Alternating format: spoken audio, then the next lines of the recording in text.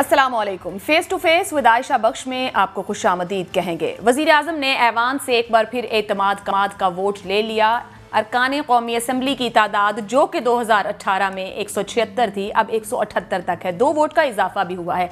एक लिहाज से ये हुकूमत की सियासी बर्तरी भी है और इसकी अहमियत भी है, मगर पायदार कितनी है ये आने वाला वक्त बताएगा। अहमियत इस हिसाब से भी है कि अपोजिशन को 2 दिन पहले जो गिलानी साहब की सूरत में एक जीत या PDM की हिकमत अमली को अपनी एक कामयाबी नजर आती थी, उसका तासुर किसी हद तक ज़ायल हुआ है।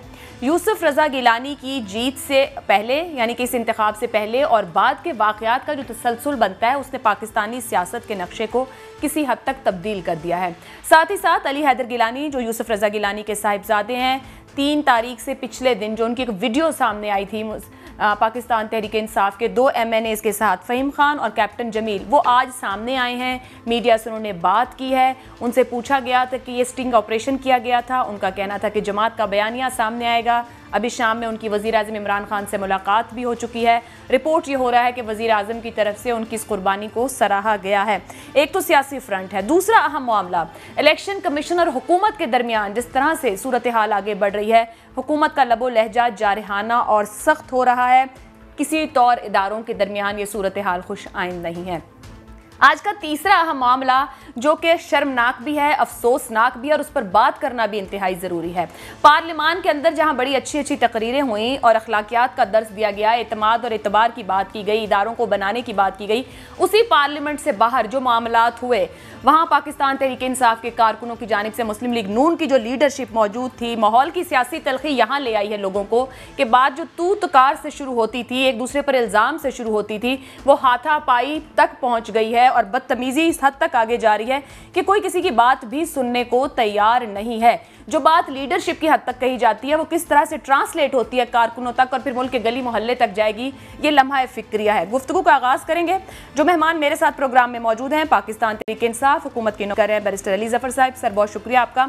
मुस्लिम लीग नून से अली गौहर बलोच साहब हमारे साथ हैं प्रोग्राम में, जबकि जानने की कोशिश करेंगे कि जो इलेक्शन कमीशन और हुकूमत के दरमियान हो रहा है अभी हालिया जो सूरत हाल है, कुंवर दिलशाद साहब भी प्रोग्राम में हमारे साथ होंगे।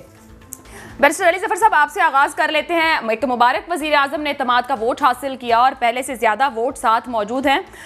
कितनी पॉलिटिकल सिग्निफिकेंस है, क्योंकि कल तक जो सूरत हाल थी, आज एक ओवर कॉन्फिडेंट या मैं कहूँगा भरपूर कॉन्फिडेंस के साथ गवर्नमेंट नजर आई। अब क्या अपोजिशन को अदम एतमाद की तहरीक लाने के लिए 6 माह इंतजार की ज़रूरत है?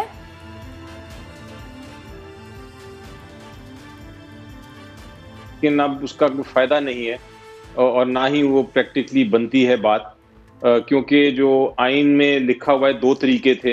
एक तो कि खुद प्रेसिडेंट साहब कहें प्राइम मिनिस्टर को कि आप वोट ऑफ कॉन्फिडेंस लें, और एक तरीका था कि 20% जो मेंबर्स हैं वो एप्लीकेशन दें कि प्राइम मिनिस्टर को वोट ऑफ नो कॉन्फिडेंस हम लाना चाहते हैं। तो वो चूंकि अब एक उसका पार्ट हो गया, प्रेसिडेंट साहब ने खुद ही कह दिया और वो वोट ऑफ कॉन्फिडेंस हो भी गया। माशाल्लाह आपने देखा पिछली बार जिससे वो इलेक्ट हुए थे उससे भी ज़्यादा वोट मिले।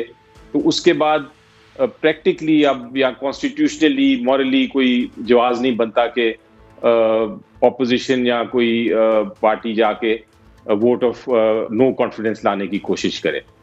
ये हमारी ट्रेडिशन, आइन की ट्रेडिशन के खिलाफ है और जो कॉन्सेप्ट है आइन का उसके खिलाफ है।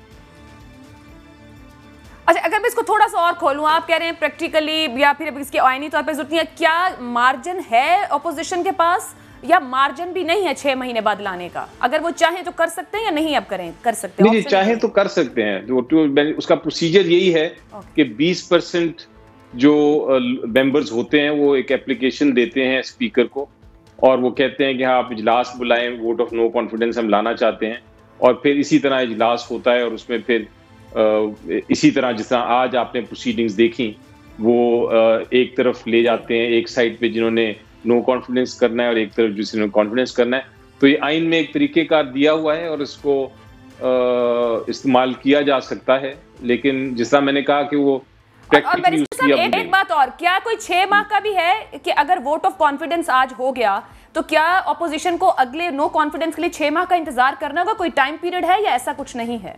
नहीं, कोई टाइम पीरियड नहीं है जी, टाइम पीरियड नहीं है। एक जमाने में होता था लेकिन वो निकल गया, फिर आइन में अमेंडमेंट आ गई। सर एक बात और, 178 अरकान ने वोट किया आज वजीर आज़म इमरान खान के लिए। 16 अरकान का गुज़िश्ता रोज़ जब वजीर आज़म ने खिताब भी किया कौम के साथ, तो उन्होंने जिक्र किया कि बिक गए हैं। क्या तादीबी कार्रवाई की गुंजाइश बाकी है इन लोगों को लेकर, क्योंकि खुद वजीर आज़म कह चुके कि इन्होंने पैसे लेकर वोट को बेचा है? कि देखें, अब प्रॉब्लम ये है कि पता करना कि वो कौन लोग हैं, ये सिर्फ उस वक्त हो सकता है जब आपकी वोट्स ट्रेसेबल हों। लेकिन चूंकि इलेक्शन कमीशन ऑफ पाकिस्तान ने ये जो सारी कार्रवाई की थी, वो इस तरह था कि वो वोट्स ट्रेसेबल नहीं है, यानी बिल्कुल ही सीक्रेट बैलेट है, और पता नहीं चल सकता कि किसने किधर वोट किया है। तो आप शक तो कर सकते हैं, लेकिन एक तरह से सब पे ही शक हो जाता है, बदकिस्मती से, अगर आपको पता ना हो कि किसने किया है। लेकिन जिस तरह आहिस्ता आहिस्ता तहकीकात होंगी और जिस तरह हो रही हैं, आहिस्ता आहिस्ता अगर पता चलता जाएगा तो फिर ऑब्वियसली कार्रवाई होगी उसके ऊपर। और ये एक और तरीकेकार इसका ये भी है कि इलेक्शन कमीशन ऑफ पाकिस्तान जो है, उनके पास चूंकि ताकत है, अपने सेक्शन, उनके पास एक इलेक्शन एक्ट 2017, एक सेक्शन 9 भी है उनके पास, और वैसे भी आइन भी कहता है कि वो तहकीकात कर सकते हैं अगर फेयर और फेयर इलेक्शन के इल्जाम है कि फेयर नहीं हुआ इलेक्शन, तो वो उनके पास भी एक तरीकेकार है कि वो तहकीकात कर लें। और एक सजेशन ये भी है कि उनको कानून के तहत वो किसी एजेंसी या किसी इंस्टीट्यूशन की भी मदद ले सकते हैं इन्वेस्टिगेशन करने के लिए। तो मसलन अगर उनको ये भी जरूरत हो कि कोई FIA है या कोई और इंक्वायरिंग एजेंसी है, कोई और इन्वेस्टिगेटिंग एजेंसी है, तो उनसे भी वो मदद ले सकते हैं ये पता करने के लिए कि किसने क्या किया है। तो ये एक एक्शन है जो कि अगर हुआ तो उसके बाद आप देखेंगे कि मामला आगे चल सकते हैं। बैरिस्टर साहब, ये बड़ी अहम बात है जो आप कर रहे हैं। जो आज रिपोर्ट हुआ, वजीर आजम साहब सजेस्ट कर रहे हैं इलेक्शन कमीशन को कि आप एजेंसी से ब्रीफिंग लें ताकि आपको पता चल सके जब वो पैसों की बात करते हैं। मगर जब वजीर आजम पाकिस्तान इल्जाम लगाते हैं और उनके पास जाहिर बात है रिपोर्ट्स खुद के पास भी आ रही होंगी, हुकूमत की जिम्मेदारी नहीं बढ़ जाती? क्योंकि वजीर आजम को ये एजेंसीज भी रिपोर्ट कर रही हैं कि वो मुतल्लिका फोरम पर खुद एक पार्टी बनते हुए वो सबूत पहुंचाएं। If you are concern so much, तो फिर वजीर आजम और हुकूमत पाकिस्तान को सबूत के साथ खुद पार्टी बनकर इलेक्शन कमीशन के पास नहीं चले जाना चाहिए, बजाय कि उन्हें मशवरा दें कि आप एजेंसी से ब्रीफिंग लें। नहीं, ये भी हो सकता है, बिल्कुल ये भी पॉसिबिलिटी है कि ऐसा हो भी जाए जो आप सजेस्ट कर रही हैं, उस पर भी गौर व फिक्र हो रहा है। लेकिन आइन के तहत जो इलेक्शंस की सुपरविजन है, इलेक्शन के बारे में इन्वेस्टिगेशन है, इलेक्शन को देखना है कि वो सही साफ शफाफ हुए या नहीं, वो, और इवन इलेक्शन एक्ट 2017 के तहत भी वो इलेक्शन कमीशन ऑफ पाकिस्तान की एक ड्यूटी है, एक इंस्टीट्यूशन बनाई है जो हुकूमत से भी बढ़ के है, सुप्रीम कोर्ट से भी बढ़ के है जब आपका इलेक्शन का मामला आता है। तो इसलिए इलेक्शन कमीशन ऑफ पाकिस्तान की जिम्मेदारी तो बनती ही बनती है। हुकूमत तो अपनी इन्वेस्टिगेशन करेगी और अगर जरूरत पड़ी तो इलेक्शन कमीशन ऑफ पाकिस्तान के पास जाएगी, लेकिन उससे पहले भी खुद इलेक्शन कमीशन इसको इन्वेस्टिगेट करा सकती है, क्योंकि इलेक्शन साफ शफाफ होना उनका काम है। और ये सुप्रीम कोर्ट ने भी कह दिया है कि सेनेट का इलेक्शन अंडर द कॉन्स्टिट्यूशन है, यानी कॉन्स्टिट्यूशन के नीचे, उसी अदारे के नीचे है जो कि कॉन्स्टिट्यूशन ने बनाया है। ठीक है। अली गौहर बलोच साहब, आज ऑपोजिशन मुकम्मल तौर पर बाइकआउट करके बाहर चली गई। 93 में आपके वजीर आजम ने एतमाद का वोट लिया, ठीक है, लेकिन क्या ऑपोजिशन को खुद मौजूद नहीं होना चाहिए था? आप लोग एहतजाजन अपनी बात तो कम से कम फोरम पर रख सकते थे, ना कि आप लोगों ने बाइकआउट किया और बाहर निकल गए। जी शुक्रिया आयशा। सबसे पहले तो मैं आज का जो वो काबिल मजम्मत वाक़या हुआ जिसमें गुंडागर्दी की गई, दहशत गर्दी की गई, और किस तरह से आला क़यादत को मुस्लिम लीग नून की को उनकी जो है वो तज़लील करने की कोशिश की गई एक प्लान के तहत, और चंद किराए के लोग बुलवा के, गुंडे बुलवा के, जिस वक्त के वो मीडिया टॉक करने लगी है हमारी क़यादत, उस वक्त उनके ऊपर हमला करवाया गया। बहरहाल वो लोग तो फिर भाग गए, लेकिन आपने ख़ास तौर पर देखा कि मुसद्दिक मलिक ने, जो कि पुलिस, मतलब मैं तो इसको समझता हूँ कि ये एक मुकम्मल तौर पर रियासती दहशत गर्दी है, जिसकी मिसालें आपने डस्का के इलेक्शन में बेशुमार वीडियो देखेंगे, उन्हीं चीज़ का तसलसल है। और फिर जिस तरह से आपने देखा कि ये वही कुछ है जिस तरह से असम्बलियों के जंगले भी एक ज़माने में तोड़े गए, जिस तरह से पीटीवी पर हमला किया गया, जिस तरह से वज़ीर आज़म के घर के ऊपर हमला करने की कोशिश की, अदालतों पर भी हमले हो चुके हैं। अली गौहर बलोच साहब, ये तो वो रिवायात है ना जो हमारी सियासी जमातें आगे लेकर जा रही हैं। देखें नहीं, रवायात ये है कि देखें, ये इस किस्म की जो गुंडागर्दी है, इसकी रवायात इमरान नियाज़ी साहब जब से सियासत में आए हैं, जब से ये कंटेनर पर खड़े हुए हैं, ये इन्होंने आकर किए हैं। असम्बली में तुंदो तोज़ जुमलों का तबादला ख्याल हो जाता है, तल कलामी भी हो जाती है, लेकिन इस हद तक घटिया हरकतें नहीं की जाती। और बिलखसूस आपने देखा कि मरियम औरंगजेब एक खातून है और पुलिस वाले पास खड़े हुए खामोश तमाशाई बने रहे और उनके ऊपर उनके पास मुकम्मल वो सामान भी मौजूद था कि जो किसी भी जलसा में किसी भी लोगों को जो है कंट्रोल करने के लिए इस्तेमाल किया जाता है। लेकिन इसके बावजूद मुसद्दिक मलिक साहब ने तो उनकी गैरत को झंझोड़ा भी, लेकिन फिर भी इसके बावजूद उनको अकल नहीं आई। लेकिन ये वो माइंड सेट है आयशा, आपने देखा कि जिस तरह से कि असम्बली के अंदर खड़े होकर इनके वज़रा गालियां देते हैं, जिस तरह से कि इनके वज़रा शादी की तकरीबात में सहाफ़ियों को थप्पड़ रसीद कर देते हैं, ये वो माइंड सेट है जब टॉक शोज में जाकर टेबल के ऊपर बूट रख दिया जाता है, ये उसी माइंड सेट की अक्कासी करता है।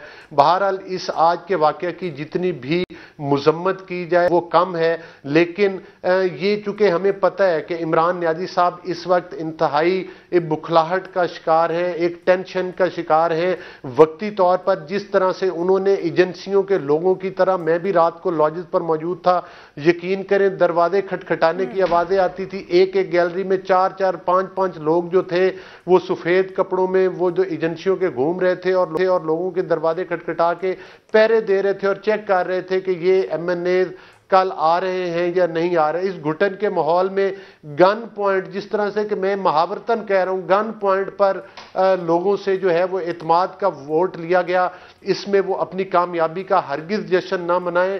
सियासत की जमीन अब उनके नीचे से सिरकना और खिसकना शुरू हो चुकी है और ये अब इमरान नियाज़ी साहब को उनके मंतकी अंजाम तक पहुंचने में कोई भी रोक नहीं सकता। वो कब तक, और उसका साफ जो है आपने मुजाहरा जो है यूसुफ रजा गिलानी के इलेक्शन में देखा कि किस तरह से सीक्रेट बैलेट में लोगों ने उन पर अदम एतमाद का इजहार किया। पैसों की सियासत की आपने बात की, पैसों की सियासत हम नहीं करते। पैसे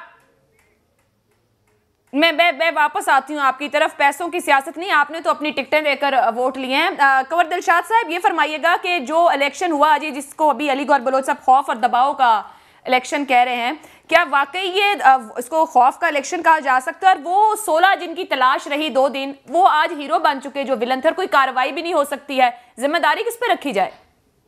देखिए, सूरी तौर पर अगर हमारी राय आपने लेनी है तो मेरी नाकिस राय के मुताबिक तो प्राइम मिनिस्टर साहब को ये एतमाद का वोट लेना ही नहीं चाहिए था। प्रेसिडेंट ऑफ पाकिस्तान ने जो खत लिखा, उनकी लैंग्वेज भी ऐसी है कि जैसे कि प्राइम मिनिस्टर साहब जो है वो एतमाद खो बैठे। हालांकि सेनेट का इलेक्शन है, इसमें एतमाद का खो बैठे। सेनेट के इलेक्शन में हार जीत होती रहती है, ये तो एक रूटीन का इलेक्शन था। जैसे कि चारों सूबों में इलेक्शन हो गया, वफाक में इलेक्शन हो गया, चारों सूबों में पीटीआई अपनी मुकर्रर नशिस्तें हासिल करने में कामयाब हो गई। और कौमी असम्बली में चूंकि हफीज शहर जो है वो पंजाब की आवाम को अपना पसंदीदा शख्सियत तस्वर किया जाता है, तो जनूबी पंजाब के लोगों ने खास तौर पर उन्हें इस गिलानी को सपोर्ट कर दिया। तो एक आम रूटीन का इलेक्शन था, सेनेट का इलेक्शन था। इसमें ना तो प्राइम मिनिस्टर की कोई हुकूमत खतरे में पड़ गई थी, ना उन पर कोई एतमाद की कोई आदमी एतमाद की कोई बात थी। तो बिला वजह जो प्राइम मिनिस्टर साहब के जो नाहिल एडवाइजर हैं, आईनी माहिरीन हैं, उन्होंने बिला वजह उनको आर्टिकल 91 सब सेक्शन 7 के ऊपर जाके एक खत लिखवा दिया सदर ममलकत से। और सदर ममलकत ने भी जो खत लिखा वही बड़ा अजीब और गरीब है कि जी आप एतमाद का वोट लें क्योंकि आप एतमाद खो बैठे हैं। भाई उसको ये लिखता है कि इन दी सर्कमस्टेंसेज आप दोबारा एतमाद का वोट ले लें। उसमें ये लिखने की क्या जरूरत थी कि जी आप एतमाद खो बैठे हैं? एतमाद का खो बैठे भाई। उनकी जो खातून है वो 174 नशिस्तों पर कामयाब हो गई, उन्होंने 174 उन्हें वोट लिए। तो इसमें एतमाद तो फिर 91 और 91-7 तभी तो लगती है ना जब सदर ये समझें कि वजीर आजम एतमाद नहीं रख रहे असेंबली में, तो तभी 91-7 एक्टिव हो सकता है। प्रेसिडेंट साहब ने तो उन पर अदम एतमाद ही कर दिया ना, बिना सोचे समझे।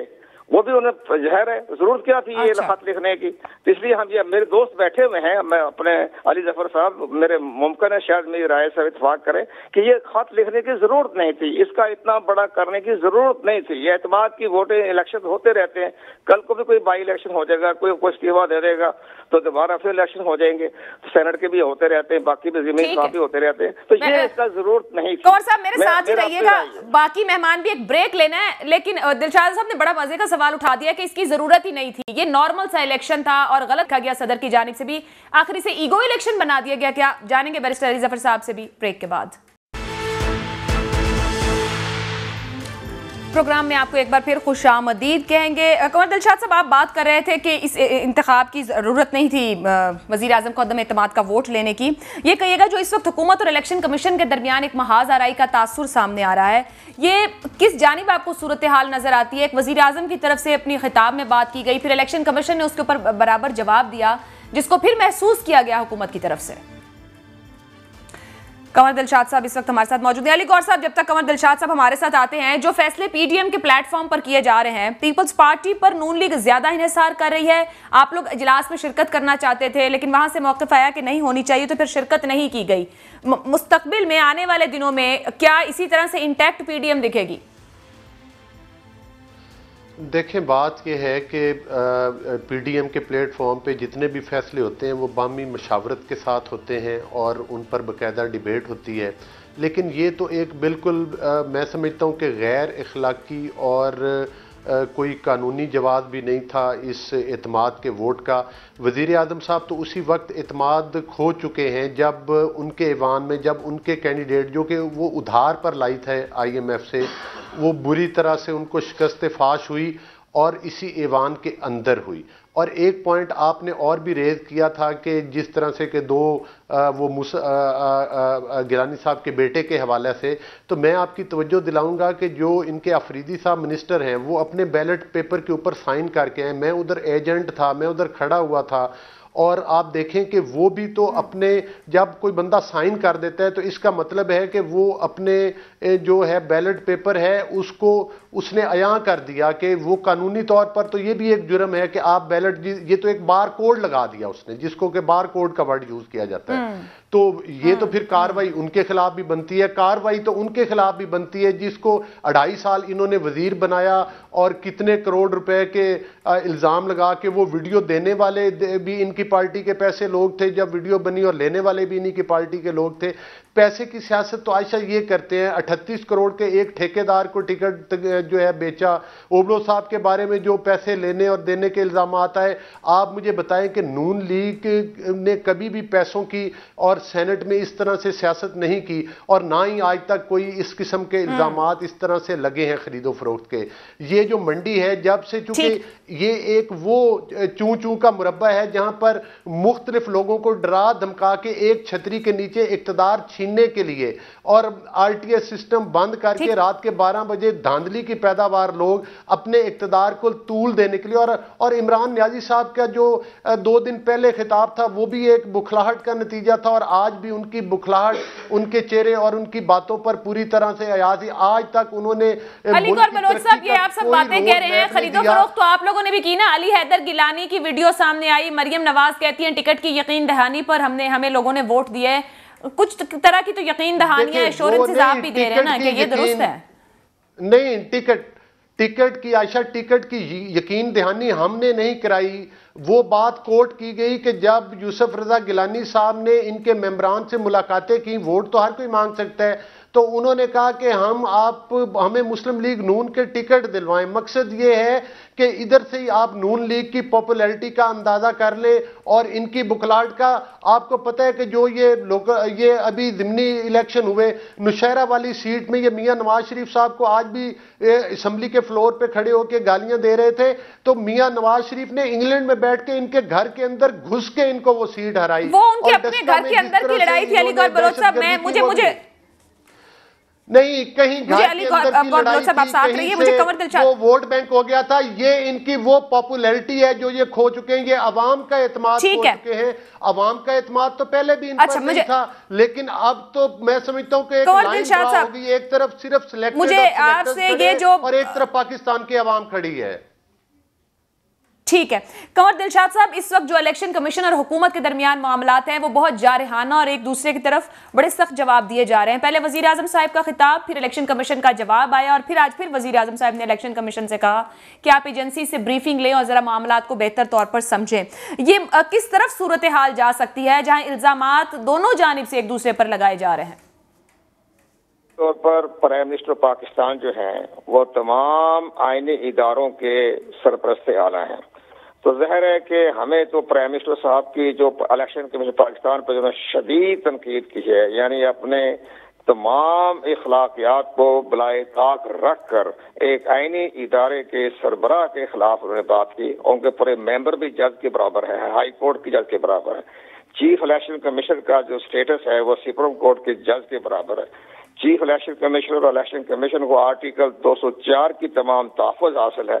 इलेक्शन एक्ट 2017 का सेक्शन 10 जो है वो बहुत वसी इख्तियारात देता है इलेक्शन कमीशन पाकिस्तान को। हमारे दोस्त अली जफर साहब इसकी तायद करेंगे, लेकिन इसके बावजूद भी इलेक्शन कमीशन पाकिस्तान ने इंतहाई तहम्मुल मजाजी के साथ अपना जो था रद्द अमल पेश किया, तो उस पर उनके जो वफाकी वज़रा ने उन पर शर्मनाक तरह के अल्फाज इस्तेमाल किए।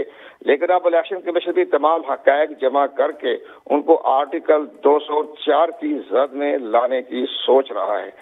जब अगर इनको इस तरह से नोटिस जारी किए गए तो वही सूरत हाल पैदा हो जाएगी जो नवंबर 97 में Syed Sajjad Ali Shah chief justice of Pakistan और वर्सेस नवाज शरीफ शुरू हो गए थे। तो हम नहीं चाहते, हमारा भी ख्वाहिश है, अब चूंकि हमारे दोस्त अली जफर साहब सेक्रेटरी बन गए हैं तो मुमकिन है कि वो प्राइम मिनिस्टर साहब को सही गाइडलाइन दें कि जनाब आप ऐसे इदारों को ये कहना कि आप एजेंसियों से राय लें, तो इलेक्शन कमीशन ऑफ पाकिस्तान या आईनी इदारों का एजेंसियों से राय लेना, ब्रीफिंग लेना, ये एजेंसियों से ये उनका मंतक नहीं है, ना उनका तरीकेकार है। ये प्राइम मिनिस्टर पाकिस्तान जो है वो उनको एजेंसियों की रिपोर्ट लेकर वो जो है वो इलेक्शन कमीशन पाकिस्तान के अपने वजीर कानून के जरिए या अटॉर्नी जनरल के जरिए वो उन तक पहुंचा सकते हैं, या अपने सेक्रेटरी जो है मिस्टर जो है उनके आजम खान उनके जरिए जो उनको पहुंचा सकते हैं। लेकिन डायरेक्ट तो इलेक्शन कमीशन ऑफ पाकिस्तान एजेंसियों से राय लेना, ब्रीफिंग लेना, ये तो उनका मुकाम ही नहीं है, स्टेटस ही नहीं है, ना उनको आइन और ना उनको। कंवर दिलशाद साहब, आप खुद ECB के साथ सेक्रेटरी जनरल रह चुके हैं, मुझे ये कहिएगा कि ये जो सूरत हाल बनी है जिसपे खफगी है हुकूमत को कि सुप्रीम कोर्ट के फैसले के बावजूद ये ओपन या ट्रेसेबल ना हो सका, हुकूमत ये कहती है, वजीर आजम ये कहते हैं कि ये CEC की वजह से हुआ है, CEC करना चाहता तो कर सकता था। क्या उनकी दायरे इख्तियार में था? वो लिमिट या उनकी लिमिटेशन है, वो नहीं कर सकते थे किसी भी सूरत आईनी तब्दीली के बगैर? इलेक्शन कमीशन ऑफ पाकिस्तान जो है वो बैलेट पेपर पर बार को कैसे लगा सकता था बगैर किसी आईनी कानूनी तरमीम के बगैर? मैं यहाँ आपको मिसाल देता हूँ, शायद हुकूमत तक पहुंच जाए, अली जफर साहब के जरिए पहुंच जाए कि जब इंडिया के कराला रियासत में इलेक्ट्रॉनिक वोटिंग मशीन उन्होंने ईजाद की इलेक्शन कमीशन इंडिया ने, तो उन्होंने बड़े फख्र के साथ कराला में इंतखाब करवा दिए रियासत में 1984 में। लेकिन जो ही इंतखाबात मुकम्मल हो गए तो सुप्रीम कोर्ट ऑफ इंडिया ने उस सारे इलेक्शन को कलदम करार दे दिया कि आपने कानून साजी किए बगैर इलेक्ट्रॉनिक वोटिंग मशीन से इंतखाब कैसे करवा दिए। तो अब वो जनाब बाकायदा कानून साजी हुई, 2-3 साल के बाद फिर जाके 1988 में केरला में इलेक्ट्रॉनिक वोटिंग मशीन के जरिए इंतखाबात हुए। तो अब ये बताइए कि बैलेट पेपर पर बार को जैसा कोई लगा देना मार्क, तो फिर ये सारा इलेक्शन ही कोई चैलेंज कर देता तो सारा सेनेट का इलेक्शन ही जमीन बोस हो जाता।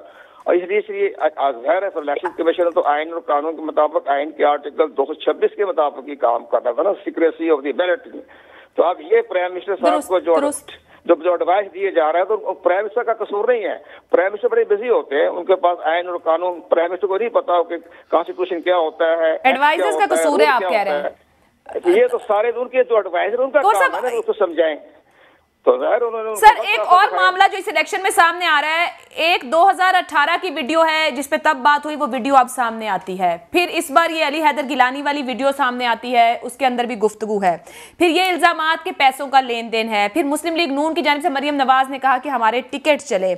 इसके ऊपर भी इलेक्शन कमीशन पे सवाल उठते हैं कि क्या इलेक्शन कमीशन इसको पकड़ सकता है या किसी को खुद पार्टी बन के वहां जाना होगा, फिर मामला आगे बढ़ सकता है? ऐसी वीडियोस का सरपस पर आना। अब मैं 1 बाय 1 जवाब देता हूँ। पहला नंबर, पहला पेशावर की जो वीडियो आई तो वजीर आजम साहब ने एक कमेटी मुकर्रर कर दी, फवाद चौधरी की सरबराही में बड़े सीनियर मिनिस्टर्स के मेंबर बनाए। ये उनको कमेटी बनाने की बजाय वो इलेक्शन कमीशन ऑफ पाकिस्तान को रेफरेंस भिजवाते तमाम वीडियो और आइडियो के साथ, और ये रिक्वेस्ट करते कि जनाब आप इंक्वायरी करें अपने इलेक्शन एक्ट 2017 का सेक्शन 172 के तहत, 175 के तहत, 167 के तहत। लेकिन उन्होंने डायरेक्ट एक कमेटी बना दी, उसका अभी तक रिजल्ट नहीं आया। नंबर 2, अब जो हाथ तक ये आया है अली हैदर बनाने की, तो हमें एज ए गैर जानदार तरीके से हमें ये उनका फेल हमें पसंद नहीं आया, उनको नहीं करना चाहिए था। लेकिन बहरहाल इलेक्शन कमीशन पाकिस्तान जो है वो 11 मार्च को उसकी हियरिंग कर रहा है, समाअत कर रहा है। जहां तक मरियम नवाज साहिबा ने ये कहा कि जी टिकट देने की ऑफर की, तो अली गौर साहब ने उसकी वजाहत भी कर दी है।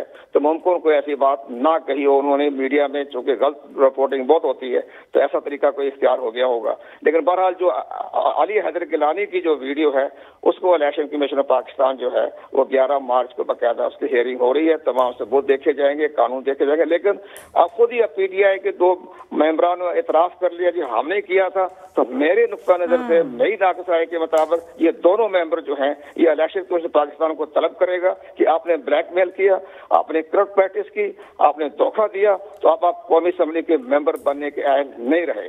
और उसका उनके खिलाफ भी आर्टिकल 62(1)(f) के तहत भी उनके खिलाफ भी कार्रवाई हो सकती है। आपने ब्लैकमेल किया, आपने झूठ बोला, आपने कौमी असम्बली के मेंबर रहते हुए, ये सारे आपने ट्रैप किया, आपने ये सारा इलेक्शन कमीशन पाकिस्तान उनको इस पॉइंट के ऊपर भी जवाब तलबी करेगा।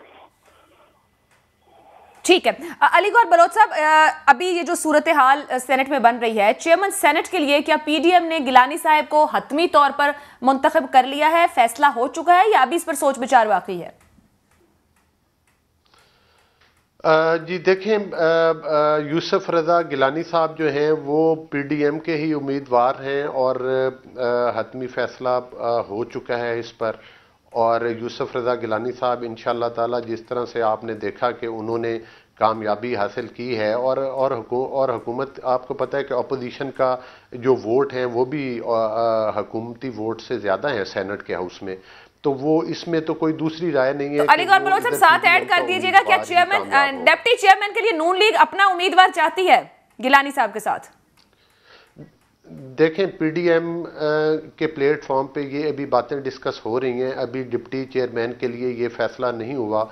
मुस्लिम लीग नून ने हमेशा अपने जो भी उनके मतलब है कि वो पार्टीज जो हैं जो इस PDM के ताद में चल रही, उनके लिए हमेशा फराख दिली से फैसले किए मियां नवाज शरीफ साहब ने, और उसमें इन तमाम दोस्तों की राय के बाद फैसला किया जाएगा। अभी ये फैसला नहीं हुआ कि मुस्लिम लीग नून का होगा या किसी और पार्टी का जो कि अपोजिशन की पार्टीज हैं।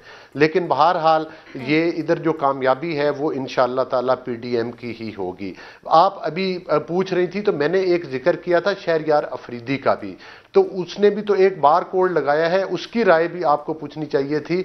उन्होंने भी एक क्रिमिनल ऑफेंस किया है और हो सकता है कि उन्होंने अपना वोट बेचा हो या अपना वोट जो है वो ज़ाया किया। उनको भी ये बताना चाहिए कि उन्होंने क्यों साइन करके ज़ाया किया। वो एक मिनिस्टर हैं, वो तो इस काबिल भी नहीं रहे कि वो वजीर रहें, या मतलब उनको इस्तीफा दे देना चाहिए। इस क्रिमिनल ऑफेंस है, ये कोई नेग्लिजेंस नहीं है, ये एक क्रिमिनल ऑफेंस उन्होंने किया है।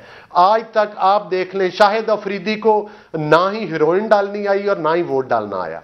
मतलब है कि ये एक नालायकों का टोला है जो ऑलरेडी एक सिलेक्शन के जरिए मौजूद वजूद, अगर ये इलेक्टेड लोग होते तो आज इस किस्म की हरकत ना करते। देखें, आज हमारे सामने जफर साहब बैठे हैं, सेनेटर बन के आए हैं, इनके वालिद साहब का एक नाम था, ये एक वकील है, इनके बारे में तो कोई, इनके किरदार के बारे में तो कोई बात नहीं करता इस तरह की। लेकिन हमें इस बात का जरूर अफसोस है कि ये एक उस जमात के साथ मुंसलिक हुए हैं कि जो कि एक अवाम की नुमाइंदा जमात नहीं है और जो एक बुखलाहट का शिकार है, और जिनके जब से ये आए हैं, वजीर आजम साहब ने जितनी भी बातें की अपने खिताब में, पिछले खिताब में भी, महंगाई हो जाए तो समझ लें वजीर आजम करप्ट है, वजीर आजम हाउस को यूनिवर्सिटी बना दूंगा, इतने लाख घर बना दूंगा, इतने करोड़ नौकरियां दे दूंगा। वो उस गबारे से हवा तो पहले 2 महीनों में ही निकल गई थी। आयशा, आप बताएं कि पाकिस्तान की अवाम, उनको ये चीजें नजर नहीं आती, उनको सिर्फ उनको फोबिया सिर्फ नवाज शरीफ का क्यों है, उनको फोबिया सिर्फ अपोजिशन का क्यों है?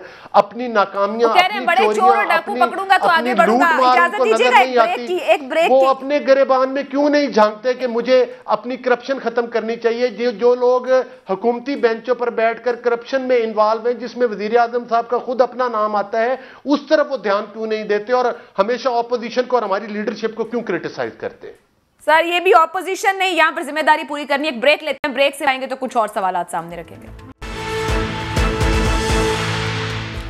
प्रोग्राम के आखिरी हिस्से में आपको एक बार फिर खुशामदीद कहेंगे। कुछ बात कर लेते हैं अली हैदर गिलानी की जो वीडियो सामने आई और आज उन दोनों MNAs का सामने आना, इतराफी बयान देना, और जिसके अंदर वो फिर ये बात कर रहे हैं कि जी हाँ हम लोग ही थे, किसके कहने पर ये स्टिंग ऑपरेशन किया गया, तो वो कहते हैं कि पार्टी का बयानिया सामने आ जाएगा। इस वक्त हमारे साथ हैदर जमान कुरैशी पाकिस्तान पीपल्स पार्टी के रहनुमा भी मौजूद हैं। हैदर साहब, आज हुकूमत की तरफ से भी दरख्वास्त लेके चले गए हैं इलेक्शन कमीशन और वो कहते हैं कि इस इलेक्शन को कलअदम किया जाए, जो गिलानी साहब सीट जीते हैं। इस वीडियो के आने पर और अब ये इतराफी बयान भी इन दोनों का सामने आ रहा है, आपकी कैलकुलेशन क्या कहती है? इलेक्शन कमीशन से जाहिर बात है ये वीडियो के अंदर जो बारगेन हो रहा है, इस बुनियाद पर यूसुफ रजा गिलानी साहब का इलेक्शन कलअदम हो सकता है? बहुत शुक्रिया आयशा। मैं मौजूद बाकी पैनलिस्ट की गुफ्तगू तो नहीं सुन पाया, लेकिन मैं बुनियादी बात ये करना चाहूँगा गोशगुजार के इस किस्म की बॉन्डी दरखास्त कमल शोजब और फरूख हबीब ने इलेक्शन से एक रात पहले भी दी थी और उस पर कुछ नहीं हुआ, क्योंकि वो कानून की नज़र में, आइन की नज़र में एक फ्रिवलेस एप्लीकेशन है। और अब भी ये दरखास्त दे दें या जहाँ मर्जी चले जाएं, उसमें दो बातें बड़ी अहम है। एक बात यह है कि ये जो भी मुबैना वीडियो है ये कानून शहादत की रूह से और जस्टिस जो है अरशद मलिक केस के बाद जो सुप्रीम कोर्ट का फैसला है उसकी रूह से इस किस्म की वीडियो एडमिसिबल ही नहीं है, पहली बात। दूसरी बात यह है कि अगर ये एडमिसिबल हो भी जाए तो इस वीडियो से ये कहीं साबित नहीं होता कि आज तक जो कानून में करप्ट प्रैक्टिसेस है इलेक्शन एक्ट के तहत, ये किसी किस्म की करप्ट प्रैक्टिस में शामिल होती है या। और तीसरी सबसे अहम बात यह है कि इसके अंदर कोई पैसे का लेन देन नहीं है, कोई ऐसा एविडेंस नहीं है जिससे ये साबित किया जा सके कि क्या करप्ट प्रैक्टिस है। और चौथी बात आपने अपने सवाल में ही बता दी कि ये एक स्टिंग ऑपरेशन था, किसी के कहने पे किया गया। इसका मतलब ये है कि अगर ये स्टिंग ऑपरेशन था तो कोई एक्चुअल ट्रांजैक्शन तो थी नहीं, और जो करवाने वाले थे और जिनके ये ईमा पे किया गया, अगर कोई ऑफेंस मुर्तकिब हुआ है तो वो सब लोग इसके जुमरे में आएंगे, बशमूल चेयरमैन PTI इमरान खान साहब और वो चारों MNA। तो अली हैदर गिलानी और पाकिस्तान पीपल्स पार्टी बिल्कुल इलेक्शन कमीशन से, और इलेक्शन कमीशन का बड़ा ही एक ट्रांसपेरेंट रोल रहा है, हम उसकी पजीराई करते हैं कि उन्होंने तमाम आइन और कानून के तकाजे पूरे किए, और वो जब बुलाएंगे हम हाजिर होंगे, वो जिस तरह प्रोसीडिंग्स करेंगे हम बिल्कुल पेश होंगे। और हम उम्मीद करेंगे और मीडिया से भी यही रिक्वेस्ट करेंगे कि PTI के वो 4 MNAs को और उनको वजीर आजम ने जो हुक्म सादर फरमाया और आज शाम जो उन्होंने मुलाकात की और शाबाश ली, वजीर आजम भी पेश होकर पहली बात तो ये है कि वो ये सबूत दें। इसका मतलब ये है कि इस स्टिंग ऑपरेशन के जरिए उन्होंने इलेक्शन कमीशन पर जो बोहतान डाला अगले दिन अपनी तकरीर में, तो उन्होंने इलेक्शन कमीशन को हैदर साहब ये PTI की साइड की खबर है, पीपल्स पार्टी की तरफ से क्या है? क्या अली हैदर गिलानी अपने ओन पर इन लोगों के साथ राब्ते में थे? क्योंकि ये गुफ्तगू तो बताती है कि वो कुछ लोगों के साथ राब्ते में थे और बाद में टीवी पर आकर माना भी कि मैं बहुत से लोगों से राब्ते, या पार्टी की जानिब से दी गई जिम्मेदारी निभाते हुए वो बहुत से लोगों के साथ राब्ते में लड़ रहा है। हम सब लोग राब्ते में थे, हम सब लोग उस इलेक्टोरल कॉलेज से वोट मांग रहे थे और कुछ एश्योरेंसेस भी दे रहे थे वोट मांगते हुए। नहीं, कोई एश्योरेंसेस नहीं है। देखिए मेरी बात सुनिए, उन 4 MNAs ने कहा जी हमसे हमारे अगर बैलेट पेपर ले लिए गए या हमसे फोर्स किया गया तो वोट जाया करना is not a corrupt practice, vote से एब्सटेन करना is not a corrupt practice. और वहां पे कोई ऐसी लेन देन की बात नहीं हुई, कोई मनी एक्सचेंज नहीं हुई। हाँ, PTI के मेंबरान मशहूर जरूर हैं, KPK से लोग गिरते हुए, और तब भी वो स्टिंग ऑपरेशन था, अपने ही MNAs को MPs को PTI के पैसे दिए, वो किधर गए पैसे? उनको जो निकाला गया, यहाँ पे कोई मैं इसी के ऊपर हमारे साथ स्लिंगिंग थी। कंवर दिलशाद साहब मौजूद है, बदनाम करना था, इलेक्शन कमीशन के प्रोसेस को बदनाम करना था, और ये जो स्टिंग ऑपरेशन है, मैं आइन और कानून की एक तालिब इल्म की हैसियत से इसकी कोई एविडेंशियरी वैल्यू नहीं है और इससे कोई ठीक है नोटिफाई नहीं होगा। मैं कंवर दिलशाद साहब एक आपका मुख्तसर सा कमेंट इस बात पर चाहती हूं कि क्या जो पीटीआई के लोग गए हैं इलेक्शन कमीशन गिलानी साहब के इलेक्शन को कलअदम कराने के लिए, इस पूरी सूरत हाल में जो हम बात कर रहे हैं, कितने चांसेस हैं कि गिलानी साहब का इलेक्शन कलअदम हो सकता है जिस ग्राउंड पर पीटीआई गई है? नहीं, ये तो बहुत नामुमकिन बात है। यूसुफ रजा गिलानी साहब का इलेक्शन कलअदम करार कैसे दिया जा सकता है? वो एक ऑडियो वीडियो का मैंने शुरू से मैं कह रहा हूँ कि कोई कानूनी हैसियत नहीं है। और मेरे पॉइंट ऑफ व्यू के हमारे ऑनरेबल दोस्त अपने हैदर ज़मान ने भी कह दिया कि जिन चारों ने इलेक्शन कमीशन ऑफ पाकिस्तान को खराब करने के लिए, बदनाम करने के लिए जिस तरह ऑडियो वीडियो में किया है, तो इलेक्शन कमीशन पाकिस्तान जो है उनको आइन के आर्टिकल 62(1)(f) के तहत भी हमेशा के लिए नाहाइल करार दे सकता है। और यूसुफ तो बहुत दूर इस वीडियो की कोई कानूनी हैसियत नहीं है जिसके ऊपर पीटीआई इलेक्शन गई है। मेहमानों का शुक्रिया अदा करूंगी, मेरे पास वक्त खत्म हो गया, इजाजत दीजिए, अल्लाह हाफ़िज़।